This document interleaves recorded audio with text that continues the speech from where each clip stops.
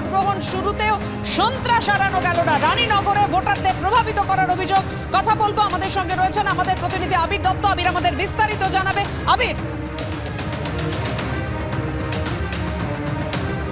দেখো, এই মুহূর্তে আমরা রয়েছি রানীনগরের যে নাজরানা অঞ্চল, সেখানে এবার যেটা অভিযোগ, সাধারণ ভোটাররা ভোট দিতে গেলেও তাদেরকে ভোট দিতে দেওয়া হচ্ছে না।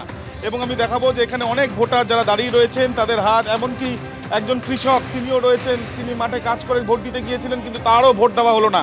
এবং তাদের যেটা অভিযোগ, জোটের বিরুদ্ধে, অর্থাৎ জোটের বেশ কিছু কর্মী সমর্থক তারা আটকাচ্ছে। এমনকি যে বুথে তারা ভোট দিতে পারেননি, সেখানে একজন তৃণমূল কংগ্রেসের একজন এজেন্ট, তাকেও বার করে দেওয়া হয়েছে। কি অভিযোগ তার কাছ থেকে জানবো। আপনার কি অভিযোগ, তাকে বার করে দেওয়া?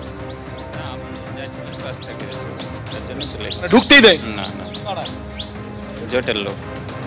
আপনি তৃণমূলের তরফ থেকে? হ্যাঁ। আপনারা ভোট দিতে পারেননি? যেতে পারেনি, যে যাইছে তাকে রাস্তা থেকে ঘুরিয়ে দিচ্ছে। লোক তো ঘুরে এসছে। পঞ্চায়েত ভোটে তাও আপনার গেল পঞ্চায়েত ভোটে গেছিলাম, মারধর করে আমাদের দুজন কর্মীকে মেরেছে, মাথা ফেটে দিয়ে এখনো রিপোর্ট আছে। তারা এখনো পর্যন্ত ভোট দিতে পারেনি, আজকেও পারেনি। তো পুলিশকে আপনারা বলেননি? পুলিশকে বলেছে, সেভাবে পুলিশ যদি প্রোটেকশন দিতে পারে তাহলে আমরা যাব। পুলিশ দিয়েছে প্রোটেকশন? পুলিশ যদি মানে প্রোটেকশনকে যখন বললেন পুলিশ এসেছিল? তারপরে বলছে দিকে আমরা এমনি রাউন্ড দিব, কিন্তু প্রোটেকশন তো দিতে পারবো না।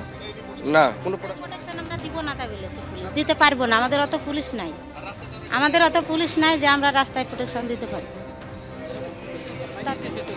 ভোটার থেকে লোক সব চালিয়ে পালিয়েছে, তো সব কী করবে? পালিয়ে এসে তো ভোট দিতে পারেনি। আমিও তো দেখেন না, ভোট দিতে যেতে পারিনি। মেয়ে লোককে তো ঘুরিয়েছে, তাহলে আমাদেরকে মারবে এটা চলে গেলে। মারধর কি করেছে ওখানে যারা গেছে? মারধরকে আপনার গিয়েছিল 4-5 জন, তাদেরকে গদ্দনে দিয়ে ঘুরিয়ে দিয়েছে রাস্তা থেকে। এদিকে ভোট দিতে পারলে মাথা ফেটে দেবো, হঠাৎ তাই বলেছে ওরা, জোটের লোক। হ্যাঁ, জোটের লোক গেছিলাম, সরাসরি আমরা গেছিলাম ওখানে। জোটের সব মস্তান বাইনে আছে 10-15 জন, তারা রড পাশ লিলে দাঁড়িয়ে আছে, বলছে ভোট দিতে আইলে রডের বাড়ি মারবো, মাথা ফেটে দেবো। এখানে বয়স্ক লোকটা জিজ্ঞাসা করেন, তাহলে পুলিশ বসে গতবার তাই করে ভোট দিতে দেয়। এবার করেছে কি? এবারও তাই করছে, একেবারে ভোটাররা দাঁড়িয়ে রয়েছেন, তারা ভোট দিতে পারছেন না, বুথ অব্দি পৌঁছতে পারছেন না। এমনকি তৃণমূলের যে এজেন্ট, সেও বাইরে, এবং সেই শাসক দলের এজেন্ট সেও বাইরে। এবং এই যে পরিস্থিতি, তাতে অভিযোগ হচ্ছে জোটের বিরুদ্ধে, কিন্তু অভিযোগ অস্বীকার জোটের তরফ থেকে করা হয়েছে। একদম ধন্যবাদ তোমায় আবির। অর্থাৎ মুর্শিদাবাদের যে ছবি আপনারা দেখতে পেলেন, যেখানে বাধা দেয়া হচ্ছে ভোটারদের, জঙ্গিপুর লোকসভা কেন্দ্রের অন্তর্গত খড়গ্রাম, সেখানেও যে ছবি দেখা যাচ্ছে, সেখানে বহিরাগতরা রীতিমতো দাপিয়ে বেড়াচ্ছে এলাকায়। কেন্দ্রীয় বাহিনী কি করছে, কথা বলবো। আমাদের সঙ্গে রয়েছেন আমাদের প্রতিনিধি প্রকাশ সিনহা। প্রকাশ,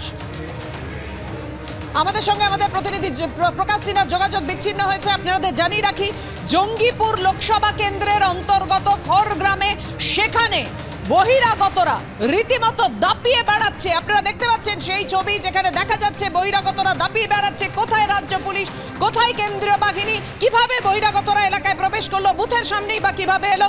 প্রকাশ,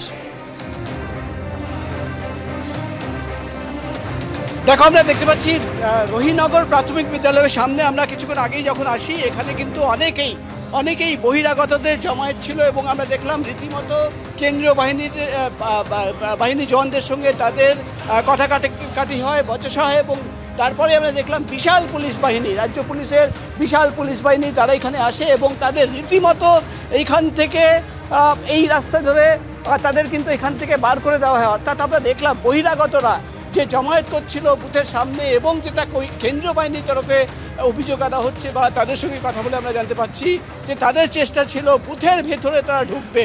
এবং সেই চেষ্টা যখন কেন্দ্রীয় বাহিনী জওয়ানরা আটকাচ্ছিল, তখনই কিন্তু কিউআরটি, কুইক রেসপন্স টিমকে খবর দেওয়া হয়। এবং তারপরেই আমরা দেখলাম যে রীতিমতো রাজ্য পুলিশের অফিসাররা, কুইক রেসপন্স টিমের অফিসাররা, তারা এখানে এসে রীতিমতো কিন্তু তাদের এইখান থেকে তাড়া করা হয়, দৌড় করানো হয়, লাঠি উঠিয়ে তাদের কিন্তু এখান থেকে বহিরাগতদের বার করে দেওয়া হয়েছে।